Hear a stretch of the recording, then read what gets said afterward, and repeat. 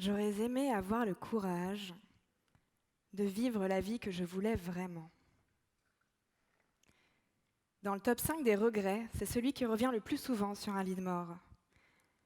Le regret, cet étrange mélange de désir et de tristesse face à ce qui n'est plus. Vous savez, quand on dit « Oh, si j'avais su, je me serais lancée. Oh, si je pouvais revenir en arrière, je lui dirais ce que j'avais sur le cœur. » Les regrets, ce sont des choses que l'on aurait aimé faire. Faire différemment, mais qu'on n'a finalement jamais faites. Le regret, c'est un poison. Il nous fiche dans le passé. Il nous empêche de vivre le présent et d'imaginer le futur. Alors ma devise, c'est ne jamais rien regretter. Pour ne pas regretter, je vais être actrice de mon histoire. Est-ce que c'est vraiment moi qui prends les décisions ? Car sans trop le vouloir, c'est finalement assez facile de s'enfermer dans des automatismes, d'avancer sans trop se poser de questions, de subir ses propres décisions. Sauf qu'en laissant suivre son cours, on se déconnecte de ses envies, de ses vraies envies. On se déconnecte de qui l'on est. Pendant plusieurs mois, j'ai travaillé dans une agence événementielle et plus particulièrement un festival de musique. C'était intense, enrichissant, stimulant, j'avançais à fond, j'étais à 100 à l'heure. Je faisais ce que j'avais à faire jusqu'à ce fameux soir où, avec Clémentine, on a décidé de tout quitter pour lancer une marque de cactus. Ouais, une marque de cactus, iCactus. Changement de cap, je prends ma vie en main. Fini le pilote automatique, c'est moi qui passe aux commandes et si c'est moi qui prends les décisions, alors plus de place au regret. iCactus, c'est ça. Ce sont des plantes dans des pots design, personnalisables et fabriquées à Paris. Le tout livré à domicile. Ce projet, ce n'est pas une blague, ce n'est pas un coup de mou. Ce projet commun, c'est un déclic, une reconnexion. Combien de fois vous êtes-vous retrouvé avec un ami en disant « Non, attends, demain, je quitte tout et je monte un bar. » Ouais. Attends, non, demain, je quitte tout et je pars élever des chèvres dans le Vercors. Combien d'entre vous l'ont fait ça ? Certains le prennent sur le ton de la plaisanterie. Moi, j'en ai fait une réalité. Ce n'était pas une blague, pas un coup de mou. Je savais que j'avais envie de m'investir plus dans un projet qui me passionnait, de prendre mes propres décisions. Et pour ne rien vous cacher, je crois que d'avoir un patron, c'était pas trop fait pour moi. Pourtant, la fibre entrepreneuriale dans ma famille, ils sont quasiment tous musiciens. Alors le rapport avec les cactus, je le cherche encore.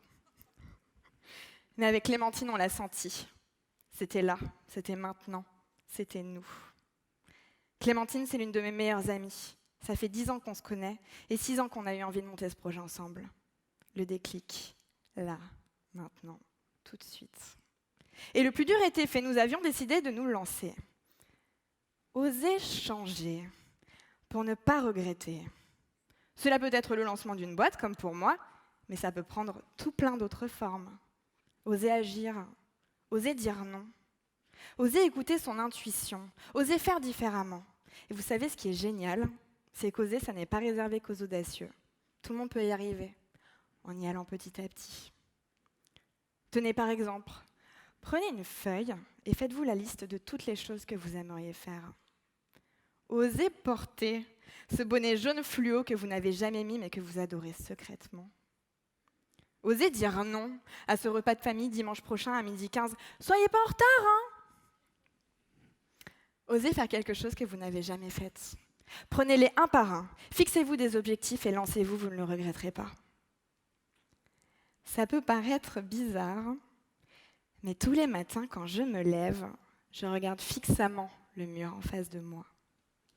Ouais, elle est bizarre. Et sur ce mur, je visualise une cible. Cette cible, c'est mon objectif du jour. Et je me dis que quoi qu'il arrive, il faut que je fasse tout pour tenter d'y arriver. Et petit à petit, j'ose plus. Et je m'accomplis telle que je suis. Pour ne pas regretter, il y a selon moi 2 choses essentielles. L'intention et le passage à l'action. Alors attendez, je ne dis pas que c'est facile. Ça demande un certain lâcher-prise, aller vers l'inconnu, ne pas trop se poser de questions. Et justement, il y a quelques mois, avec Clémentine, on a reçu un coup de téléphone qui commençait par Bonjour, je suis Alain, je travaille pour le salon e-commerce Connect. J'aimerais beaucoup que iCactus prenne la parole pendant une quarantaine de minutes devant des professionnels, bon, à condition que vous soyez une DNVB. Une quoi? Excusez-moi, j'ai pas trop compris. Une DNVB. Ah ouais, non, ça n'avait pas coupé en fait. Ok, bah écoutez, j'en parle à mon associé, je reviens vers vous. Oui, bonne journée Alain. Ouais. De quoi il parle? C'est quoi une DNVB? Je n'en sais rien, mais heureusement, Internet est notre ami. Et en faisant quelques recherches, on s'est rendu compte que DNVB, c'est un joli acronyme pour désigner une marque qui distribue directement à son consommateur en utilisant habilement les réseaux sociaux. Digital Native Vertical Brands.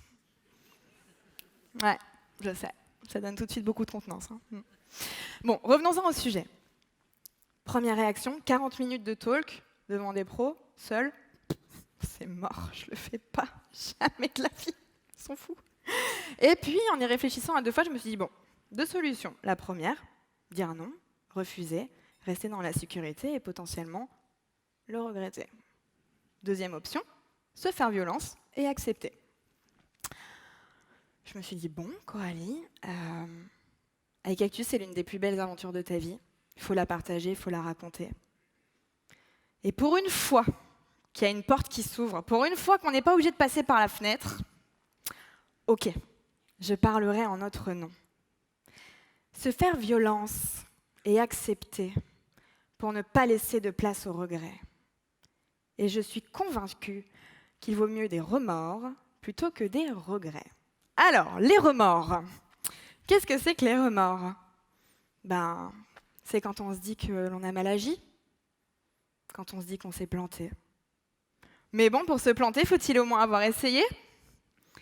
Il y a 2 ans, avec Clémentine, nous avions décidé d'ouvrir une boutique à iCactus, un point de vente physique à Paris. Sauf qu'au bout d'un moment, être vendeuse, entrepreneur, communicante, commerciale, gérer l'administratif, la logistique, la production, être une femme, être une bonne amie, ça fait un peu beaucoup. Un peu trop de taf, un peu trop de charge mentale. Et on a donc pris la décision de fermer la boutique pour la transformer en bureau. Et là, les gens sont venus nous voir en nous disant « Ah, mais les filles, un échec, ça arrive à tout le monde. Hein. » Un quoi? Ça va, hein, on sauve pas des vies. Hein. On regrette pas d'avoir transformé cette boutique en bureau, hein, tout va bien. Et puis si on n'essaye pas, comment est-ce qu'on devient meilleur? Si je ne gagne pas, j'apprends. Essayer, dire oui et réfléchir après. C'est ce que j'appelle saisir une opportunité.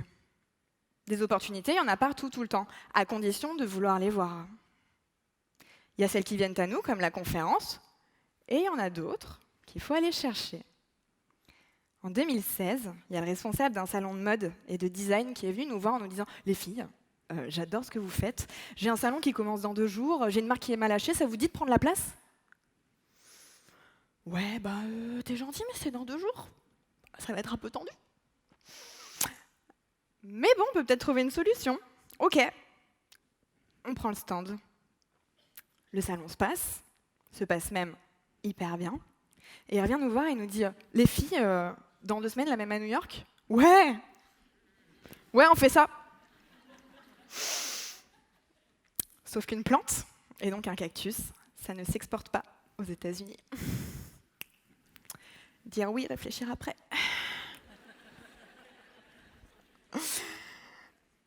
Donc on s'est regardé avec Clem et on s'est dit, bon, on n'a pas la plante, on a la boîte. Qu'est-ce qu'on met dans cette boîte? Comment est-ce qu'on va saisir cette opportunité? Comment est-ce qu'on va la chercher, cette opportunité?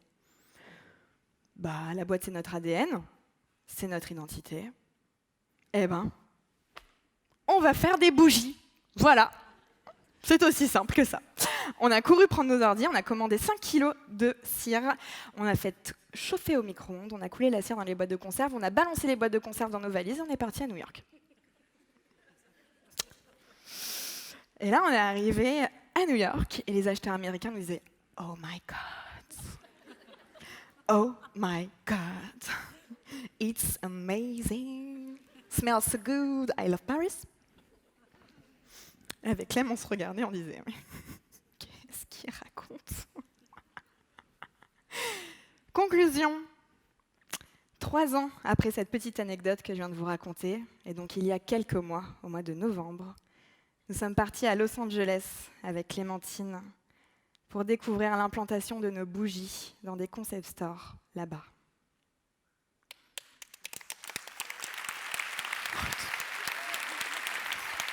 Oh, arrêtez! C'est donc en saisissant une opportunité que nous avons créé une nouvelle gamme de produits. D'ailleurs, je me suis rendu compte que autour de moi, il y avait plein de meufs hyper talentueuses avec des idées extraordinaires. Mais elles avaient tout le temps le même discours. Ouais, tu sais, toute seule, j'ose pas trop. Écoute, ça tombe bien. J'ai de l'audace pour 1, pour 2, pour 50.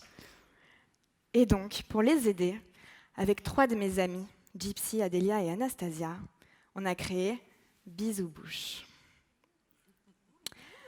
Un club de meufs où on s'entraide, on se réunit, on se rencontre. Et l'une de nos missions, c'est de faire se rencontrer ces meufs, de créer des synergies et des ponts pour qu'elles fassent des projets ensemble. Et ça marche. En 1 an, on est passé de 10 à 50 meufs quasiment dans le club. Bisous Bouche, c'est mon engagement en tant que femme.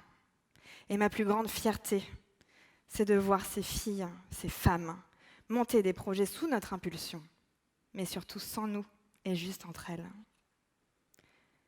Cette liberté d'agir, d'être, font écho à une phrase que ma grand-mère Elisabeth me disait très souvent. Coralie, il faut que tu sois indépendante, financièrement et intellectuellement. Ma grand-mère, elle a une place toute particulière dans mon cœur. C'était une femme forte et déterminée. Et elle n'a pas toujours eu la chance d'être libre comme je le suis moi. Elle a élevé toute seule ma mère et mon oncle. Et il faut se rappeler une chose, c'est qu'à son époque, les femmes n'avaient à peine le droit d'ouvrir leur propre compte en banque. Moi, j'ai cette liberté d'agir et de décider. Et pour cela, je veux vivre 1000 vies, sans regret. Avec Cactus, c'est l'une des plus belles histoires de ma vie. Et pourtant, en janvier, je suis passée à mi-temps pour concrétiser un autre sujet qui me tient à cœur. Me reconnecter avec mes racines en me réalisant en tant que musicienne avec ma harpe et mon piano. Grâce à mon projet artistique et musical, j'amorce un nouveau départ.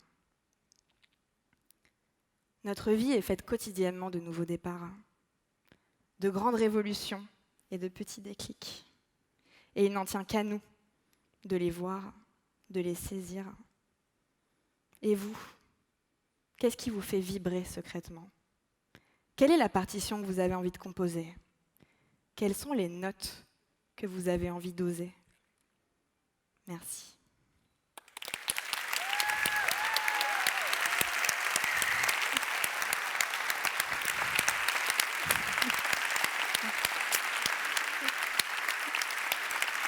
Merci.